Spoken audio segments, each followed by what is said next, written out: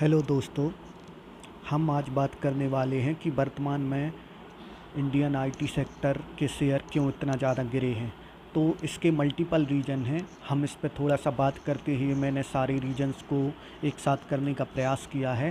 सबसे पहले हम देखते हैं ग्लोबल स्लो डाउन। मतलब वर्तमान में जो आईटी सेक्टर की डिमांड है वो सबसे ज़्यादा रहती है चूँकि अमेरिका और यूरोपियन कंट्री में, लेकिन वो डिमांड थोड़ा सा कम हुई है। सेकेंड रीज़न है प्रोजेक्ट डिले होना। क्लाइंट जो नए प्रोजेक्ट देते हैं आईटी कंपनियों को, वो प्रोजेक्ट कम दिए जा रहे हैं, अब उनको डिले किया जा रहा है। थर्ड जो रीज़न है और सबसे मेन रीज़न है मेरी नज़रों में, वो है आईटी सेक्टर, सॉरी एआई।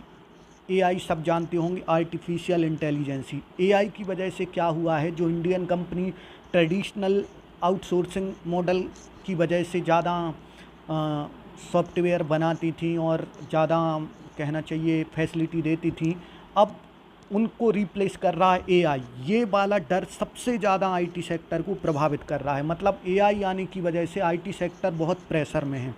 फिर बिग गाइडेंस, कंपनी भी मान के चल रही हैं कि जो उनकी थोड़ी सी फ्यूचर ग्रोथ है उसको लेकर उनको भी चिंता है, वो इस बात को बता रही हैं।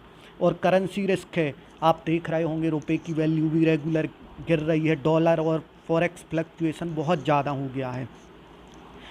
आप देखते होंगे हाई एम्प्लॉय कॉस्ट, जो आईटी सेक्टर की कंपनी है उनमें आपने एम्प्लॉय की सैलरी देखी होगी जो बहुत ज़्यादा रहती है, तो हाई एम्प्लॉय कॉस्ट भी बहुत ज़्यादा प्रभावित कर रही है। और रिसेशन की चिंता भी बहुत ज़्यादा बढ़ गई है, ग्लोबल रिसेशन की चिंता बढ़ गई है, मतलब मंदी आने की संभावना भी बढ़ रही है। इस वजह से आईटी सेक्टर पर प्रेशर आ रहा है। और सेकंड मेरे हिसाब से जो सबसे मेन रीज़न है वो है जियोपॉलिटिकल रिस्क। मतलब जो इंटरनेशनल टेंशन है, जैसे आप सब देख रहे होंगे अभी ईरान का इजराइल और अमेरिका से जो युद्ध चल रहा है, वॉर चल रहा है, उसकी वजह से बहुत सारी प्रॉब्लम्स आई हैं। उसकी वजह से ये सेक्टर बस नहीं, सारे सेक्टर गिर रहे हैं। मेरे हिसाब से वर्तमान में एआई और ये ईरान इजराइल और अमेरिका का युद्ध बहुत ज़्यादा प्रभावित कर रहा है, और आईटी सेक्टर के गिरने का मेन रीज़न है एआई का आना। लेकिन मुझे उम्मीद है कि फ्यूचर में आईटी कंपनियां फिर से रिकवर करेंगी और धीरे धीरे करके वो वापस से अपना फिर से वर्चस्व बना लेंगी। थोड़ा समय लग सकता है, लेकिन इंडियन आईटी सेक्टर मजबूत है, तो वो खुद को वापस से